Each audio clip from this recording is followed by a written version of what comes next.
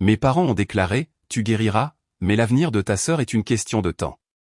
J'étais assise dans un lit d'hôpital pendant qu'ils prenaient des selfies à la résidence universitaire de ma sœur.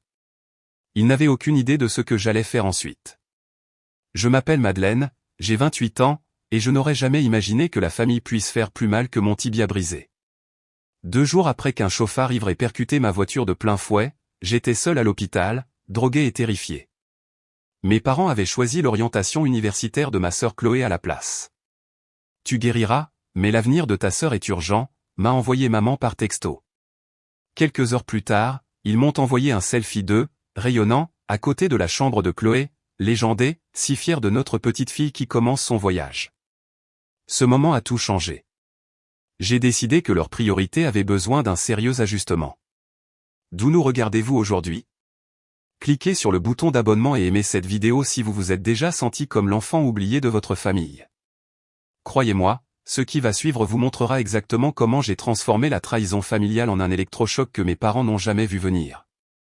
En grandissant, Chloé et moi existions dans des univers différents malgré le partage du même foyer. J'étais celle qui respectait les règles, la responsable qui maintenait une moyenne de 20/20, ne manquait jamais l'heure de rentrée et aidait à préparer le dîner sans qu'on le lui demande. Chloé, 3 ans plus jeune, opérait selon des règles entièrement différentes. Elle était la boute en train, le papillon social qui pouvait se tirer de n'importe quel pétrin avec un rire et une excuse rapide. Chloé est juste pleine de vie, disait maman. Quand ma sœur rentrait 2 heures après le couvre-feu, elle se cherche. Quand j'avais 16 ans, j'ai économisé pendant 6 mois pour m'acheter un ordinateur portable d'occasion pour mes travaux scolaires. Quand Chloé a eu 16 ans, nos parents l'ont surprise avec un MacBook Pro 9, car elle en avait besoin pour sa passion de la photographie. Le schéma était établi très tôt, Chloé recevait, moi je gagnais. Ma remise de diplôme du lycée tombait le même week-end que le tournoi de football régional de Chloé. Devinez à quel événement mes parents ont assisté. J'ai reçu mon diplôme avec seulement ma grand-mère âgée dans le public, tandis que mes parents acclamaient l'équipe de Chloé à 3 régions de distance. Nous sommes tellement désolés, Madeleine, a dit papa au téléphone ce soir-là, sans avoir l'air désolé du tout. Mais ce tournoi pourrait amener des recruteurs universitaires à remarquer Chloé. Ta remise de diplôme n'est qu'une cérémonie. Tu as quand même eu ton diplôme, non? Malgré cette négligence constante, j'ai excellé. J'ai travaillé pendant mes études universitaires avec une aide financière minimale de mes parents, obtenant des bourses et prenant des quarts de nuit à la bibliothèque du campus. J'ai obtenu mon diplôme avec mention et décroché un poste de physiothérapeute à l'hôpital Sainte-Marie. L'ironie ne m'échappait pas, j'avais passé ma vie à aider les autres à guérir, tandis que mes propres blessures s'ulcéraient sous la surface. Mon appartement est devenu mon sanctuaire, un petit T2 dans une maison victorienne rénovée avec des planchers en bois et de grandes fenêtres. Je l'ai rempli de meubles d'occasion que j'avais amoureusement restaurés, de plantes qui prospéraient sous mes soins et de livres qui m'ont apporté la sagesse que mes parents ne m'ont jamais donnée. Chaque objet représentait quelque chose que j'avais gagné par mes propres efforts. Pendant ce temps, Chloé a abandonné 3 programmes universitaires différents, chaque fois entraînant des réunions de famille larmoyantes où mes parents la rassuraient qu'il était normal de trouver sa voie. Chaque programme s'accompagnait de nouveaux équipements, de nouveaux logements, de nouvelles dépenses, le tout couvert par nos parents. Lorsque j'ai souligné la disparité lors d'une de ces réunions, ma mère a en fait dit, « Chloé a besoin de plus de soutien, Madeleine, tu as toujours été si indépendante. » Comme si mon indépendance avait été un choix et non une nécessité. Pourtant, je maintenais la paix familiale. Je me présentais aux fêtes, me souvenais des anniversaires et écoutais les histoires interminables de mes parents sur les dernières aventures de Chloé. J'ai conduit 3 heures pour aider Chloé à déménager d'appartement quand elle a décidé que l'énergie de sa colocataire était trop intense. J'ai mordu ma langue quand mes parents ont oublié mon anniversaire mais ont organisé une fête surprise élaborée pour Chloé 2 mois plus tard. La famille passe avant tout, disait toujours ma mère, bien qu'il devienne de plus en plus évident qu'à leurs yeux, Chloé était plus de la famille que moi. Je n'en voulais pas à ma sœur, pas vraiment. Chloé jouait simplement le jeu selon les règles que nos parents avaient établies. Elle avait été distribuée dans le rôle de la star, et moi, le personnage secondaire. Ce qui faisait mal, c'était la facilité avec laquelle mes parents avaient assigné ces rôles et à quel point ils les maintenaient avec obstination, même à l'âge adulte. Lorsque j'ai été promu thérapeute principal l'année dernière, j'ai appelé mes parents pour leur annoncer la nouvelle. Papa a répondu, a écouté pendant environ 30 secondes, puis m'a interrompu, « C'est super, ma chérie, mais je peux te rappeler ? Chloé vient de nous envoyer des photos de son voyage en Thaïlande et elles sont incroyables. Il n'a jamais rappelé. C'était ça, notre dynamique familiale, une orbite constante autour du soleil de Chloé, tandis que j'existais dans les confins froids du système solaire. J'avais accepté cette réalité si complètement que je n'attendais plus rien de différent. C'est peut-être pourquoi ce qui s'est passé après mon accident m'a frappé si durement. Même des confins les plus lointains de l'espace, on peut encore ressentir le choc d'un impact de météore. La nuit où tout a changé a commencé comme n'importe quel autre. J'avais juste terminé un quart tardif à l'hôpital, ayant remplacé une collègue qui devait assister à la pièce de théâtre scolaire de son fils. Il était presque minuit et une légère pluie avait commencé à tomber, créant des halos autour des lampadaires alors que je marchais vers ma voiture. Je me souviens avoir pensé à m'arrêter pour faire des courses, puis avoir décidé que cela pouvait attendre le matin. Cette petite décision de rentrer directement chez moi au lieu d'aller au supermarché ouvert 24h24 m'a peut-être sauvé la vie. J'étais à 10 minutes de mon appartement, attendant à un feu rouge à l'intersection de la rue des Lilas et de la place du marché, quand j'ai vu des phares approcher dans mon rétroviseur. Ils roulaient trop vite, zigzagant légèrement. Je me souviens avoir tendu la main vers ma ceinture de sécurité, une vérification réflexe, même si je la portais toujours. Le feu est passé au vert. J'ai appuyé sur l'accélérateur. Je n'ai jamais vu le pick-up qui a grillé le feu rouge à l'intersection. L'impact est venu du côté conducteur. Une violente explosion de métal, de verre et d'airbag. Ma voiture a tourné sur elle-même à travers l'intersection. Le monde extérieur, un flot de pluie et de lampadaires. Quand elle s'est finalement arrêtée, j'étais face à la mauvaise direction. Ma jambe coincée sous le tableau de bord froissé. La douleur a frappé quelques secondes plus tard, blanche et intense, dévorante. J'ai entendu quelqu'un crier et j'ai réalisé, lointainement, que c'était moi. Puis vinrent les voix, des passants inquiets. Quelqu'un appelant les services d'urgence, quelqu'un d'autre me disant de ne pas bouger. La pluie tombait à travers ma fenêtre brisée, se mêlant au sang sur mon jean. Les ambulanciers sont arrivés rapidement. Je me souviens de fragments de leur conversation alors qu'ils travaillaient à me stabiliser avant l'extraction, fracture ouverte, perte de sang significative, possibles blessures internes. Ils m'ont administré quelque chose pour la douleur et le monde est devenu merveilleusement flou. À l'hôpital, les choses se sont déroulées avec une efficacité urgente. Les scanners ont confirmé ce que les ambulanciers soupçonnaient, mon tibia avait traversé la peau, nécessitant une chirurgie immédiate. J'avais également subi 3 côtes cassées, une commotion cérébrale et de nombreuses lacérations. Avant qu'ils ne me conduisent en salle d'opération, j'ai réussi à dire à l'infirmière d'appeler mes parents. Ils seront là, me souviens-je avoir dit avec une certitude absolue. Ils viendront. L'opération a duré 4 heures, tandis que les chirurgiens orthopédiques travaillaient à reconstituer ma jambe brisée avec des tiges et des vis en titane. Quand je suis finalement sorti de l'anesthésie en salle de réveil, ma première pensée floue a été de chercher mes parents. La pièce ne contenait que du personnel médical et des machines. Mes parents ont-ils appelé, ai-je demandé à l'infirmière de réveil, ma voix éraillée par le tube d'intubation. Laissez-moi vérifier, ma chérie, a-t-elle dit gentiment. Elle est revenue quelques minutes plus tard avec une expression douce qui m'a immédiatement donné la réponse, ils ont appelé.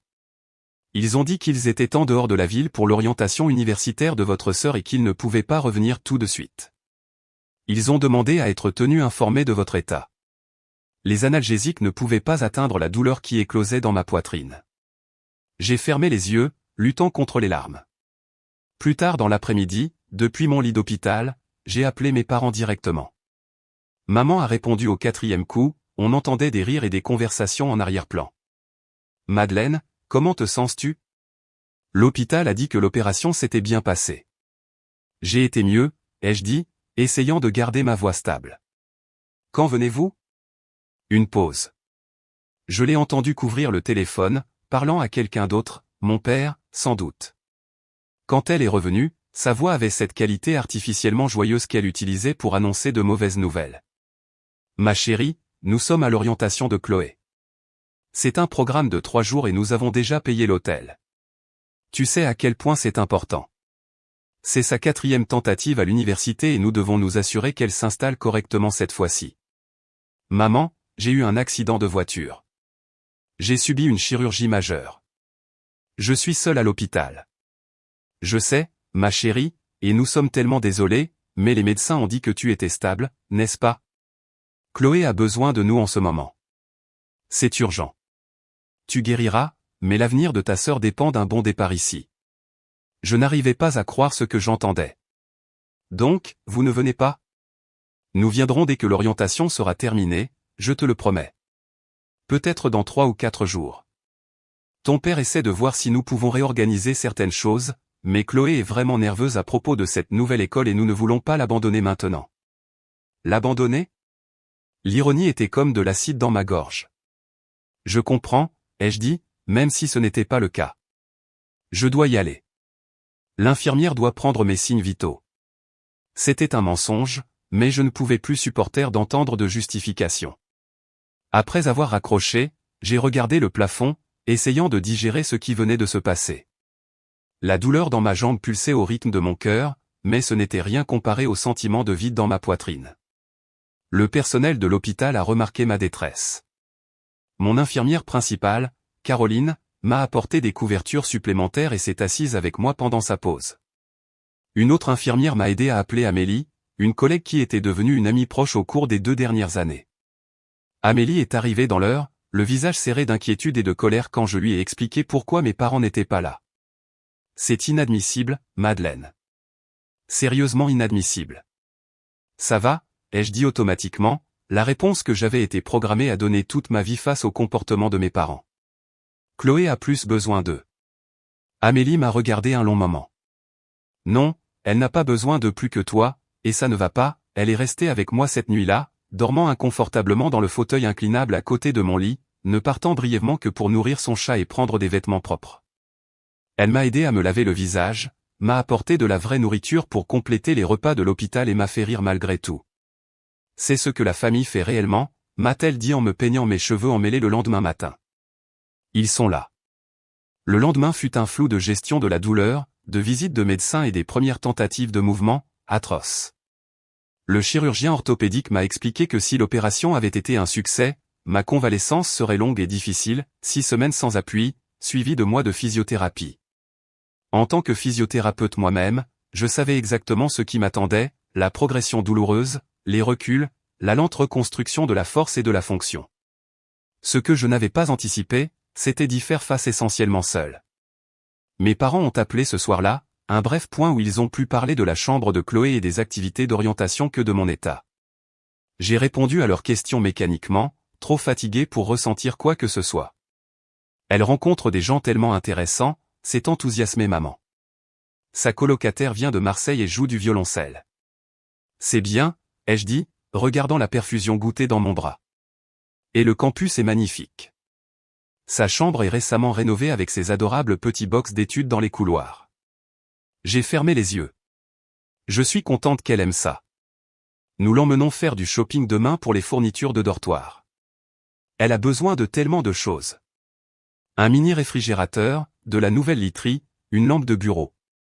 Je n'ai pas pris la peine de mentionner que j'avais aussi besoin de choses, de l'aide pour me laver, une assistance pour la gestion de la douleur, un soutien émotionnel. À quoi bon?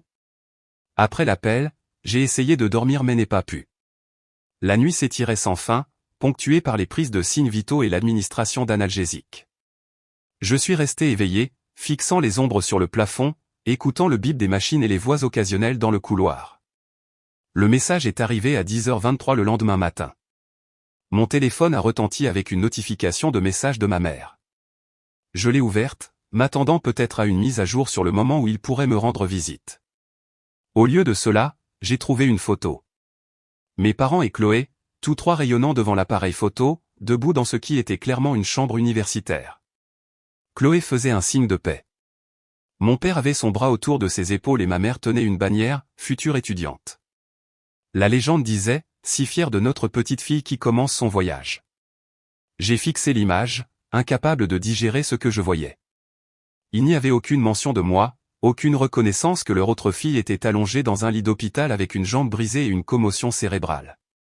Juste une célébration, comme si rien d'autre au monde n'avait d'importance au-delà de la 4e tentative de Chloé à l'université. Quelque chose s'est brisé en moi alors. Quelque chose de fondamental qui se fissurait depuis des années mais avait tenu bon grâce à une pure détermination. L'infirmière m'a trouvé sanglotant de manière incontrôlable.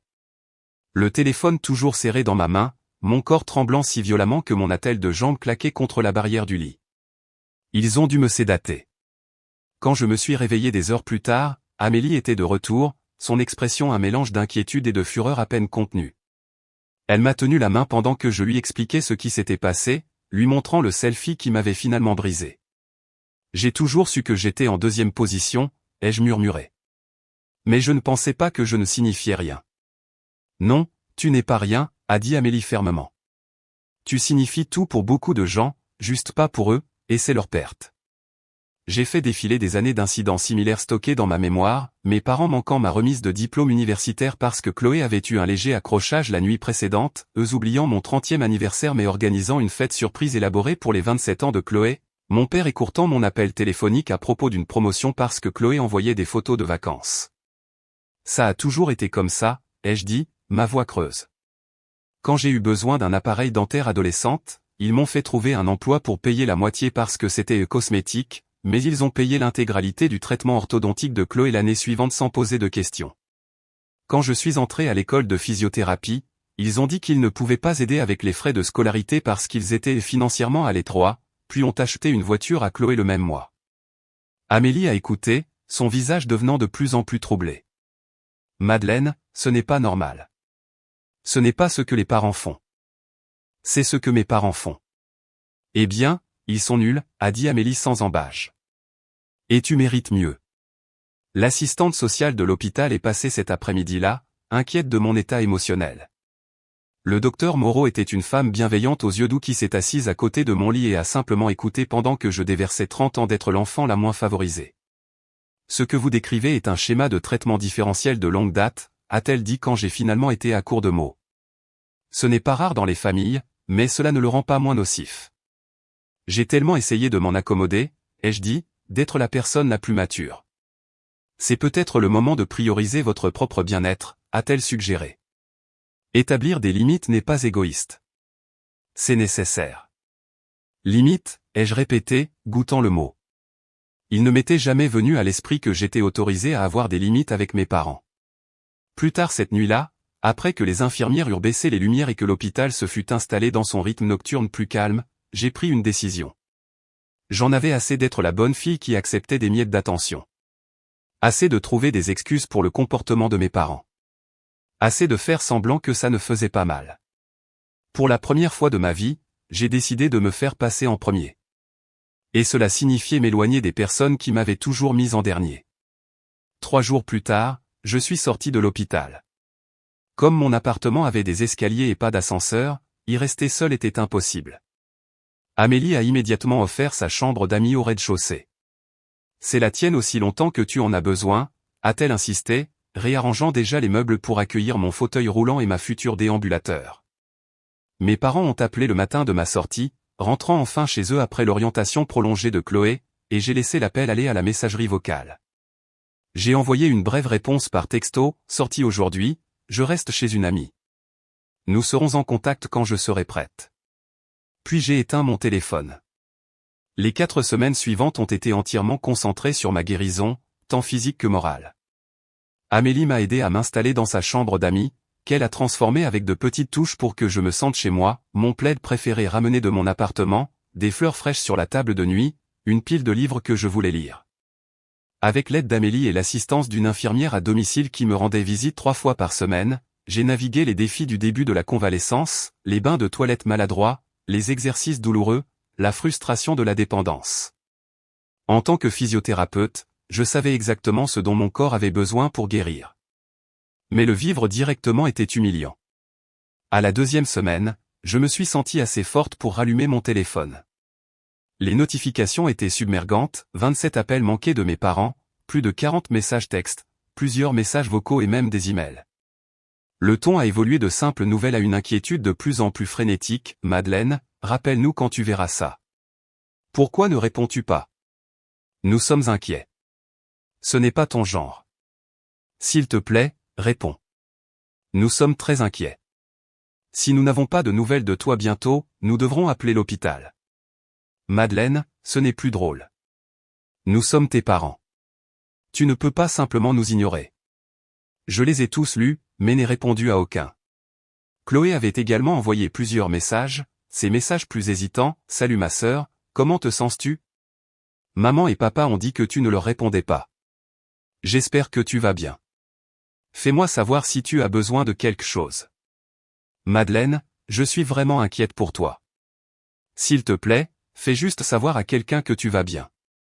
À Chloé seulement, j'ai envoyé une brève réponse, je suis en sécurité physique et en convalescence.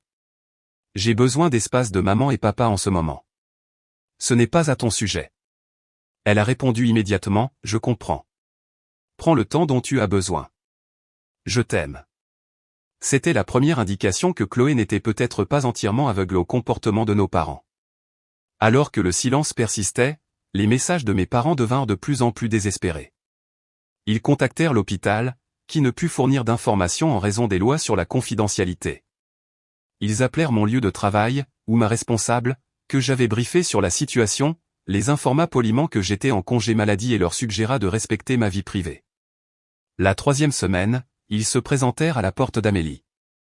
Je me reposais dans la chambre quand j'entendis la sonnette, suivie de la voix de ma mère. Amélie s'y était attendue.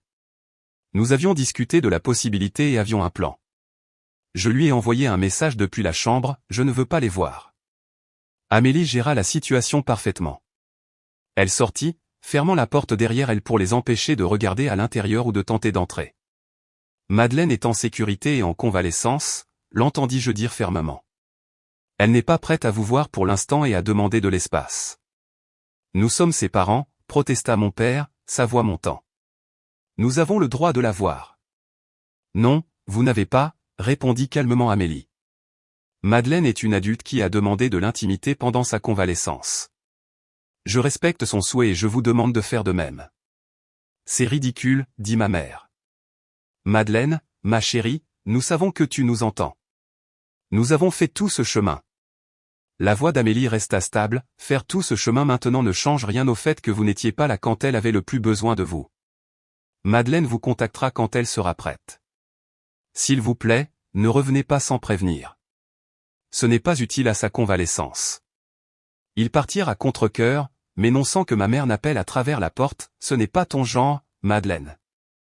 Nous ne comprenons pas pourquoi tu fais ça. C'était là le problème. Ils ne comprenaient pas. N'avaient jamais compris comment leur comportement m'affectait.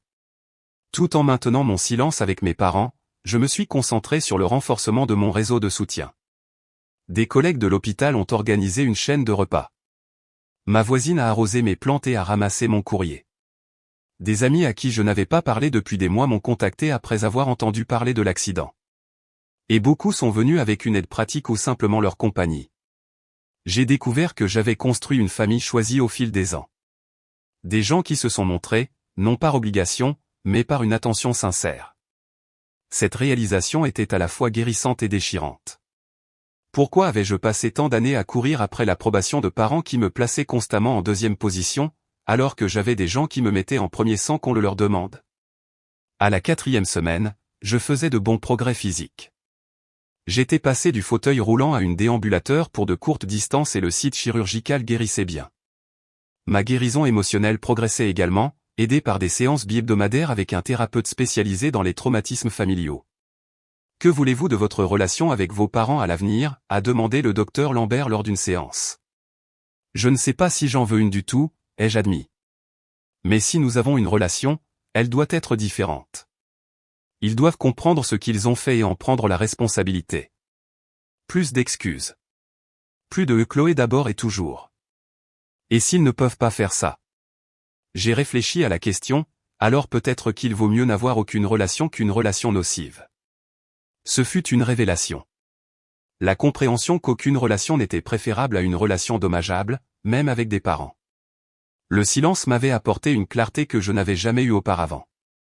Pour la première fois, je voyais ma dynamique familiale de l'extérieur, plutôt que de l'intérieur, dans le brouillard de manipulation émotionnelle dans lequel j'avais vécu pendant des décennies. Après 5 semaines de silence, je me suis senti prête à affronter mes parents. Non pas parce que je leur avais pardonné, mais parce que j'étais assez forte maintenant pour établir des limites sans m'effondrer. J'ai envoyé un message à ma mère, je suis prête à parler. Café sur la rue principale, jeudi à 14h. Juste nous 3. Sa réponse a été immédiate, nous serons là. Nous t'aimons tellement. Je n'ai pas répondu. L'amour n'était pas censé faire mal comme ça. Le café était mon choix stratégique, suffisamment public pour décourager les scènes dramatiques, suffisamment privé pour une conversation honnête, et un terrain neutre qui me donnait l'avantage psychologique de choisir le champ de bataille. Je suis arrivé 20 minutes en avance, m'assurant une table de coin avec une vue dégagée sur l'entrée. Amélie m'avait déposé, se garant à proximité avec la promesse d'être joignable par téléphone si besoin. Mes parents sont arrivés 10 minutes en avance, l'air anxieux et plus âgé que dans mes souvenirs. Les yeux de ma mère étaient gonflés, ses cheveux moins parfaitement coiffés que d'habitude. Les épaules de mon père étaient voûtées, son expression lasse. Ils m'ont repéré immédiatement et ma mère s'est précipitée vers la table. « Madeleine, Dieu merci », a-t-elle dit en tendant la main vers moi. J'ai levé une main, l'arrêtant. « S'il vous plaît, asseyez-vous. Je ne suis pas prête pour les câlins. » Elle a légèrement reculé, la douleur traversant son visage, mais a obtempéré. Mon père a suivi silencieusement, tirant une chaise en face de moi. « Tu as l'air bien », a-t-il offert prudemment. « Comment va la jambe ?» Comme prévu, ai-je répondu, gardant ma voix neutre. 6 semaines de physiothérapie devant moi, mais l'os se répare correctement. Nous avons été tellement inquiets, a dit ma mère, sa voix tremblante. Ne pas savoir si tu allais bien, ne pas pouvoir t'aider. Comme j'étais inquiète à l'hôpital, les jeux interrompus, me surprenant par ma franchise, ne pas savoir si ma famille allait venir, ne pas avoir d'aide quand j'en avais le plus besoin. La table est devenue silencieuse. Un barista a appelé une commande en arrière-plan. Quelqu'un a ri à une table voisine. Madeleine, a commencé mon père, nous comprenons que tu sois fâchée à propos de l'orientation, mais... Ce n'est pas à propos de l'orientation, ai-je dit calmement. C'est à propos d'une vie entière passée à être traitée comme moins importante que Chloé. L'orientation n'a été que la goutte d'eau qui fait déborder le vase. Ma mère a secoué la tête. Ce n'est pas juste. Nous aimons nos 2 filles également. L'amour ne se mesure pas par des mots, maman. Il se mesure par des actions, et vos actions ont constamment montré que les besoins, les désirs et même les caprices de Chloé passent avant tout ce qui se passe dans ma vie, même un accident de voiture potentiellement mortel. J'ai sorti mon téléphone de mon sac et j'ai affiché le selfie qu'ils avaient envoyé depuis la chambre de Chloé. Je l'ai posé sur la table entre nous. J'étais allongé dans un lit d'hôpital avec une jambe brisée et une commotion cérébrale quand vous avez envoyé ça. Aucune mention de moi. Aucune reconnaissance que votre autre fille était en crise. Juste une célébration, comme si rien d'autre n'avait d'importance. Mon père a eu la décence de paraître honteux. Nous avons fait une erreur. Non, les jeux corrigés. Une erreur, c'est d'oublier d'acheter du lait à l'épicerie. C'était un choix, l'un des nombreux choix similaires que vous avez fait tout au long de ma vie. J'ai commencé à énumérer des exemples, ma voix stable malgré l'émotion derrière mes mots, la remise de diplôme manquée, la disparité dans le soutien financier, les anniversaires oubliés à côté des célébrations élaborées de Chloé, les appels écourtés pour satisfaire les besoins de Chloé. Le schéma était indéniable une fois présenté chronologiquement. Les yeux de ma mère se sont remplis de larmes. Nous n'avons jamais voulu te faire sentir moins aimé. L'intention n'efface pas l'impact, ai-je répondu. Une phrase que mon thérapeute m'avait offerte et qui résonnait profondément. Que vous l'ayez voulu ou non, le message que j'ai reçu toute ma vie, c'est que je comptais moins. Ce n'est pas vrai, a protesté mon père. Mais sa voix manquait de conviction. N'est-ce pas? Quand m'avez-vous déjà priorisé par rapport à Chloé? Quand mes réalisations, mes besoins, mes urgences ont-ils jamais pris le pas? Il a ouvert la bouche, puis l'a refermée, incapable de fournir un exemple. Je ne blâme pas Chloé, ai-je continué. Elle n'a pas créé cette dynamique. Vous l'avez fait. Et vous l'avez renforcée chaque fois que vous avez tout laissé tomber pour elle, tout en vous attendant à ce que je comprenne, que je sois mature, que je gère les choses seule. Tu as toujours été si capable, a dit ma mère défensivement. Chloé avait besoin de plus d'orientation. Non. Chloé était autorisée à avoir besoin d'orientation. On s'attendait à ce que je n'ai besoin de rien. La conversation a été interrompue par l'ouverture de la porte du café. Nous avons tous levé les yeux pour voir Chloé elle-même entrer, balayant la pièce du regard jusqu'à ce qu'elle nous repère. Chloé, a dit ma mère, surprise. Que fais-tu ici? J'ai demandé à Madeleine où vous vous rencontriez, a-t-elle dit en s'approchant de notre table. J'ai pensé que je devrais être là pour cette conversation. Je ne m'attendais pas à ce développement, mais alors que Chloé tirait une chaise, j'ai réalisé que sa présence pourrait en fait aider à faire passer mon message. Madeleine était en train de nous dire ce qu'elle ressent. Nous t'avons privilégié, a expliqué mon père, avec un ton légèrement défensif. Chloé l'a regardé directement. Elle a raison. La simple déclaration est restée en suspens comme un coup de tonnerre. Quoi, a demandé ma mère. Elle a raison, a répété Chloé. Vous m'avez toujours favorisé, et ce n'est pas juste pour Madeleine. Ce n'est juste pour aucune de nous, en fait. Mes parents l'ont fixé, clairement abasourdis par cette trahison de leur enfant préféré. Je n'ai jamais voulu être la favorite, a continué Chloé. Savez-vous quelle pression cela me met ? À quel point je me sentais coupable en voyant Madeleine travailler 2 fois plus dur pour la moitié de la reconnaissance ? À quel point cela me met mal à l'aise quand vous laissez tout tomber pour résoudre mes problèmes mais attendez d'elle qu'elle gère les choses seule ? J'ai regardé ma sœur avec une nouvelle compréhension. Nous n'avions jamais discuté de cet aspect de notre dynamique familiale, toutes deux prises au piège dans les rôles qui nous étaient assignés. Je vous aime toutes les deux, a dit Chloé, sa voix adoucie. Mais Madeleine méritait mieux. Elle méritait des parents qui se seraient montrés pour son opération au lieu de ma stupide orientation. J'aurais très bien pu me débrouiller seul. J'ai 25 ans, pas 5. Mes parents semblaient sincèrement sans voix, jetant des regards entre nous alors que leur récit familial soigneusement construit s'effondrait. Voici ce qui va se passer, ai-je dit, ramenant la conversation à mes points préparés. J'établis des limites. Je ne sais pas à quoi ressemblera notre relation à l'avenir, mais je sais qu'elle ne peut pas continuer comme elle l'a été. J'ai décrit mes conditions clairement, plus de comparaison entre Chloé et moi, une reconnaissance du favoritisme passé et un engagement à une attention plus équilibrée. J'ai expliqué que je limiterais le contact pendant les prochains mois, pendant que je continuerais ma guérison physique et émotionnelle. Si vous voulez reconstruire une relation avec moi, cela commence par le respect de ses limites, ai-je conclu. Pas de visites impromptues, pas de culpabilisation, pas d'attitude qui me ferait passer pour déraisonnable de me protéger. Et si nous ne sommes pas d'accord avec ces limites, a demandé mon père, le concept clairement étranger pour lui. Alors nous n'avons pas de relation, ai-je dit simplement. Je préfère n'avoir pas de parents plutôt que des parents qui continuent de me faire du mal. Chloé a tendu la main sur la table et a pris la mienne, un geste de solidarité qui m'a fait monter des larmes inattendues aux yeux. Je soutiens Madeleine là-dedans, a-t-elle dit à nos parents. Et je vais moi aussi établir certaines de mes propres limites. Ma mère s'est essuyé les yeux, visiblement en difficulté pour digérer tout ça. Nous n'avons jamais réalisé, nous n'avons jamais eu l'intention. Je sais, ai-je dit, m'adoucissant légèrement. Mais l'impact compte plus que l'intention. Vous avez un choix maintenant. Vous pouvez rejeter mes sentiments et continuer comme avant, ou vous pouvez faire le travail difficile d'examiner votre comportement et d'apporter de vrais changements. Alors que je me levais pour partir, utilisant mes béquilles pour l'équilibre, je me suis senti plus légère que je ne l'avais été depuis des années. Quoi qu'il arrive ensuite, que mes parents se montrent à la hauteur ou non, j'avais enfin dit ma vérité. Je n'étais plus la bonne fille acceptant silencieusement des miettes d'attention. J'étais Madeleine, digne de respect, de considération et d'amour égal. Chloé m'a accompagné jusqu'à l'endroit où Amélie attendait, laissant nos parents à la table avec beaucoup à méditer. C'était courageux, a dit ma sœur doucement. C'était nécessaire, ai-je répondu. Pour la première fois de nos vies d'adultes, nous étions vraiment du même côté. Non pas en tant que concurrentes pour l'attention parentale, mais en tant que sœurs se soutenant mutuellement dans leur croissance et leur guérison. Les semaines suivant notre confrontation furent calmes. Mes parents respectèrent ma demande de contact limité, bien que ma mère envoya des messages textes occasionnels, de brèves et prudentes questions sur ma convalescence auxquelles je répondais avec une égale brièveté.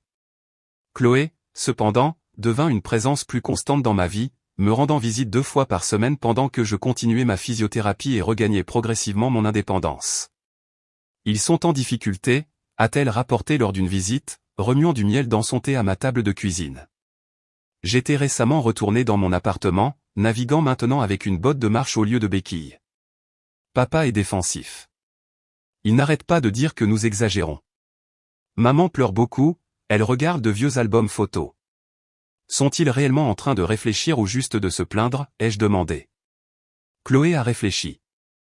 Les deux, je pense. Maman m'a demandé hier si je sentais vraiment qu'ils nous traitaient différemment. Je lui ai dit de compter combien de photos de chacune de nous sont exposées dans leur maison. Il y en a 27 de moi et exactement 3 de toi. J'ai ricané. A-t-elle compté? Oui. Et puis elle a pleuré de nouveau. Chloé a soupiré. Je pense qu'elle est sincèrement horrifiée maintenant qu'elle le voit. Papa a plus de mal à l'admettre. 3 mois après l'accident, mes parents ont suggéré une thérapie familiale. J'ai accepté avec prudence, fixant des paramètres clairs, je participerai à distance jusqu'à ce que je me sente à l'aise d'être dans la même pièce qu'eux, et je me réservais le droit de mettre fin à toute séance qui deviendrait manipulatrice ou improductive. Le docteur Fournier, la thérapeute familiale, était une femme directe d'une 50aine d'années qui a établi les règles de base immédiatement, pas d'interruption, pas de minimisation des sentiments des autres et un engagement à une réflexion honnête. Notre première séance fut, comme prévu, difficile. J'ai l'impression que Madeleine nous punit pour une seule erreur, a commencé mon père. Une erreur, ai-je fait l'écho incrédule. N'avez-vous rien entendu de ce que j'ai dit au café?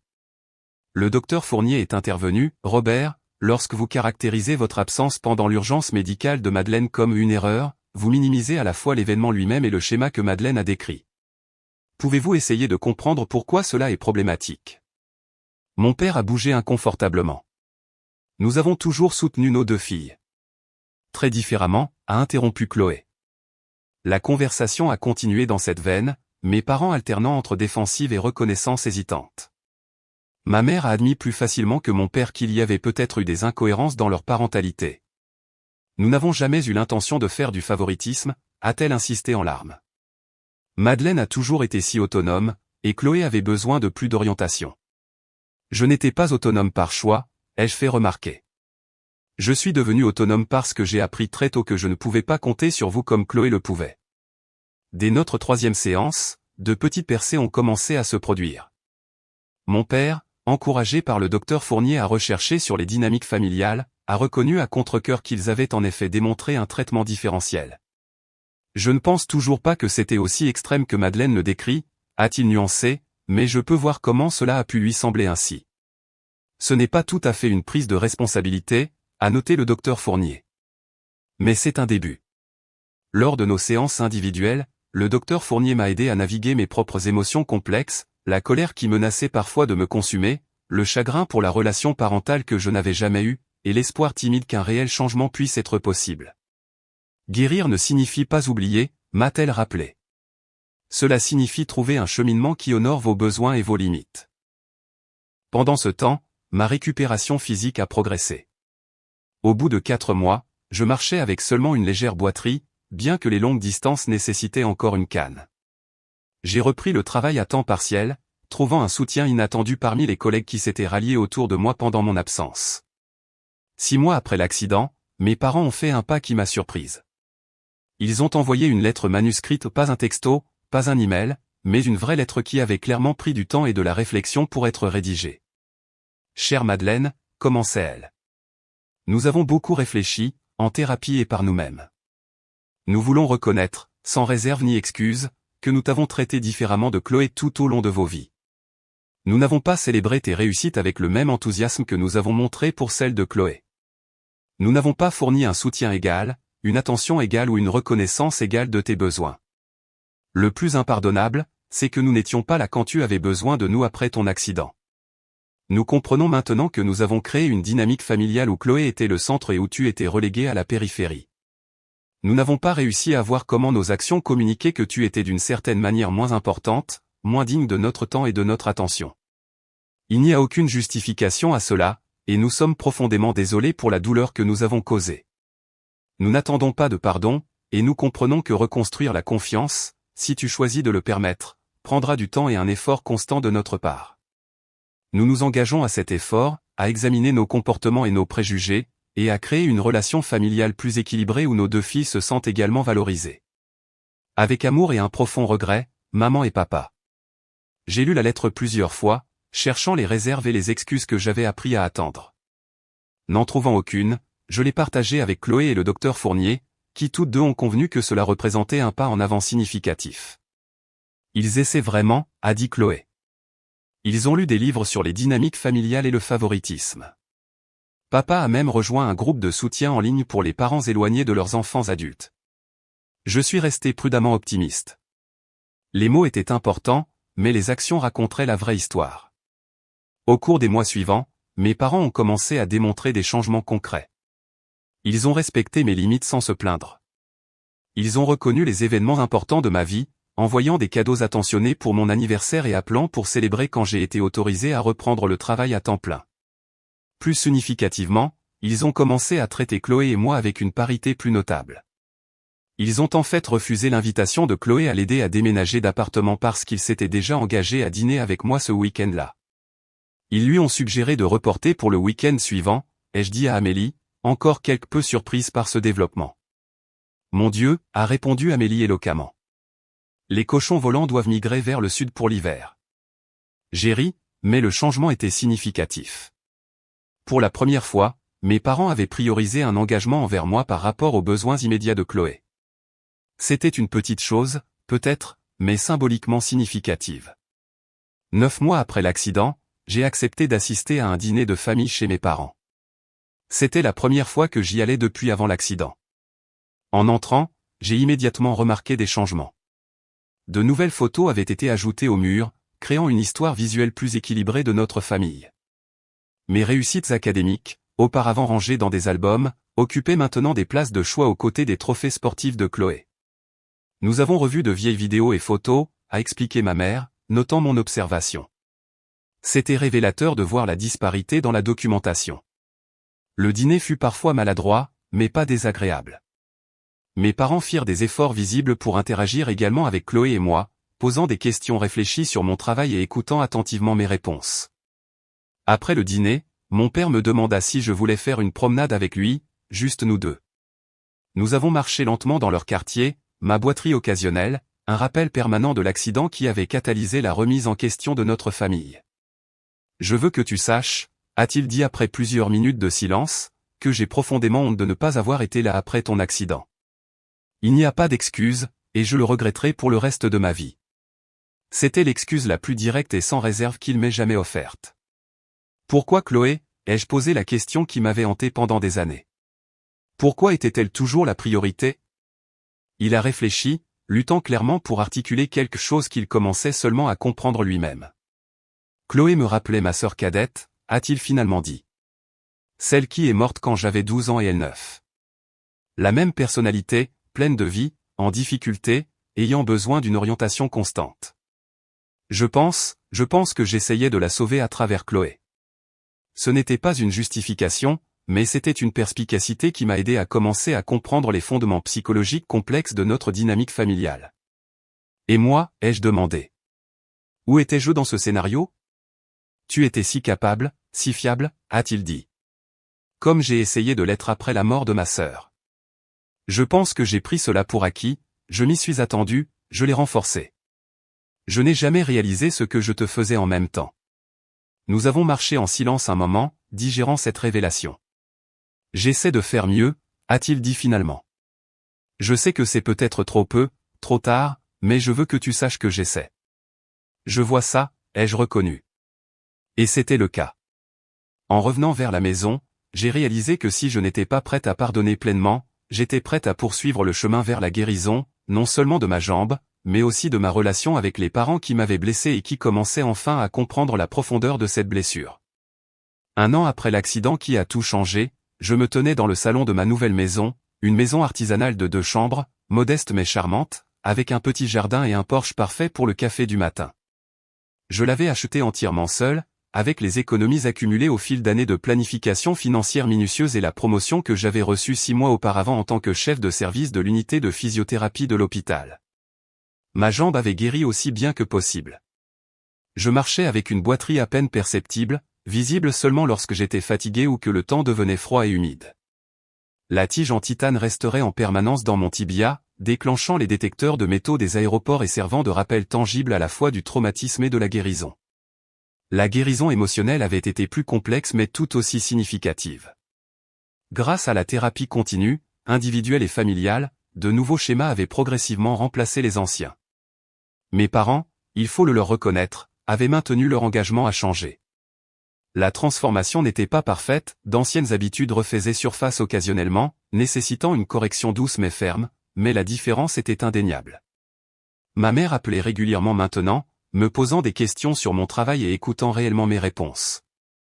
Mon père s'était intéressé à mon processus d'achat de maison, offrant des conseils pratiques sans tenter de contrôler mes décisions. Il se souvenait de mon anniversaire, célébrait mes réussites et reconnaissait mes besoins avec une constance qui me surprit parfois encore. Plus important encore, il ne plaçait plus automatiquement les désirs de Chloé au centre de chaque interaction familiale. Chloé elle-même s'était épanouie sous cette nouvelle dynamique, terminant enfin son programme de diplôme et établissant des limites plus claires pour elle-même. Notre relation en tant que sœur s'était approfondie, n'étant plus déformée par la compétition pour l'attention parentale. C'est étrange, a avoué Chloé lors de ma pendaison de crémaillère, nous étant momentanément seuls dans la cuisine. Pendant si longtemps, je me suis défini par le fait d'être leur point focal.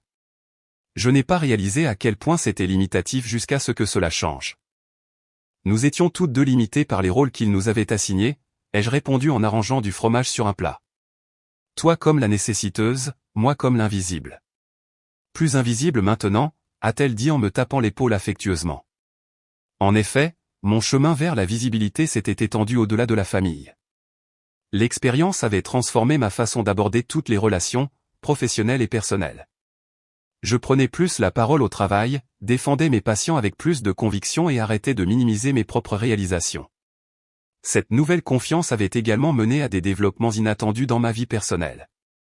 Le docteur Nathan Leclerc, le chirurgien orthopédique qui avait reconstitué ma jambe, m'avait invité à prendre un café 6 mois après mon dernier rendez-vous de suivi. Ce qui avait commencé comme une admiration professionnelle avait évolué en amitié, puis en romance. Nathan comprenait le traumatisme et la guérison sous des perspectives médicales et personnelles. Ayant perdu son père d'un cancer adolescent, il respectait mes limites, soutenait mon travail de guérison familiale en cours et ne me faisait jamais sentir que mes besoins émotionnels étaient pesants. « Tes parents te regardent encore », a-t-il murmuré à mon oreille alors que nous rejoignions la fête de pendaison de crémaillère. J'ai suivi son regard pour voir ma mère et mon père debout près de la cheminée, m'observant avec des expressions que j'avais rarement vues diriger vers moi pendant mon enfance, une fierté indéniable. Plus tard, après le départ des invités et que Nathan soit resté pour aider à nettoyer, mes parents s'attardèrent également, voulant clairement me parler en privé. Nathan s'excusa avec tact pour sortir les déchets, nous laissant tous les trois seuls dans mon nouveau salon. « Nous avons quelque chose pour toi », a dit ma mère en récupérant un grand paquet plat près du canapé. Un cadeau de pendaison de crémaillère.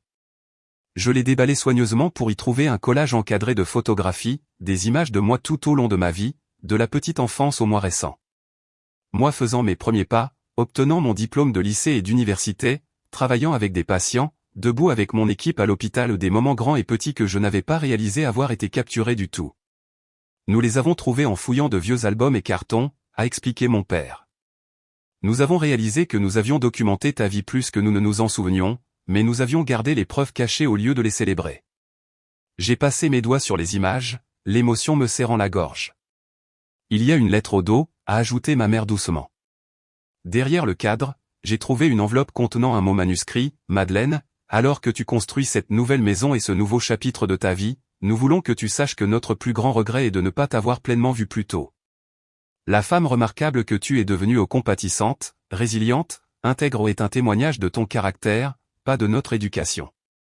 Nous sommes désolés pour chaque fois où nous t'avons fait sentir moins importante, moins valorisée, moins aimée. Nous ne pouvons pas changer le passé, mais nous promettons d'être de meilleurs parents dans le présent et à l'avenir.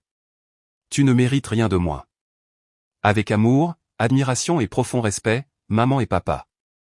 Je n'ai pas pu parler pendant plusieurs instants, submergé par des émotions que je ne pouvais pas tout à fait nommer. Pas tout à fait le pardon, pas tout à fait la réconciliation, mais quelque chose qui s'approchait de la paix. Merci, ai-je dit finalement. Cela signifie beaucoup. Alors qu'il se préparait à partir, mon père s'est arrêté à la porte. Nous sommes fiers de toi, Madeleine. Pas seulement pour ce que tu as accompli, mais pour avoir eu le courage de nous tenir responsables. Tu nous as tous rendus meilleurs. Après leur départ, Nathan est revenu, observant mon visage maculé de larmes avec inquiétude. Ça va ? Ça vient, ai-je dit honnêtement. C'est un processus. Plus tard cette nuit-là, alors que nous étions assis sur mon nouveau Porsche, observant les lucioles illuminer l'obscurité estivale, j'ai réfléchi au cheminement de l'année passée. La douleur physique avait été atroce mais finie. La douleur émotionnelle avait été plus profonde mais finalement transformative. J'avais perdu l'illusion réconfortante d'une famille parfaite mais en avais gagné une authentique à la place imparfaite, encore en guérison, mais réelle. J'avais découvert ma voix et appris que l'utiliser, bien qu'effrayant, pouvait mener à un changement profond. J'avais construit une vie remplie de personnes qui me valorisaient exactement tel que j'étais, non pas comme une idée après coup ou un personnage de fond fiable, mais comme la protagoniste de ma propre histoire. Ma jambe brisée s'était remise, laissant des cicatrices mais aussi de la force. Ma famille s'était fracturée et avait commencé à guérir sous de nouvelles configurations, les ruptures créant un espace pour une communication honnête et une connexion authentique. Rien n'était parfait, mais tout était plus authentique qu'avant.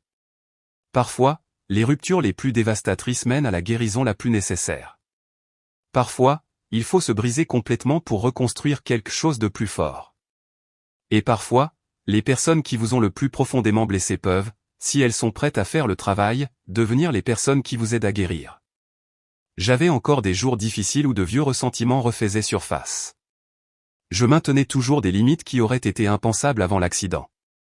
Mais je n'étais plus défini par ce qui me manquait, l'attention parentale équivalait à la reconnaissance de ma valeur. Au lieu de cela, j'étais défini par ce que j'avais construit, une carrière d'aide aux autres, des relations basées sur le respect mutuel et le courage d'exiger mieux des personnes qui prétendaient m'aimer. Cette jambe cassée n'avait pas seulement changé ma dynamique familiale, elle m'avait libéré. Avez-vous déjà dû établir des limites difficiles avec des membres de votre famille? Comment cela a-t-il changé votre relation?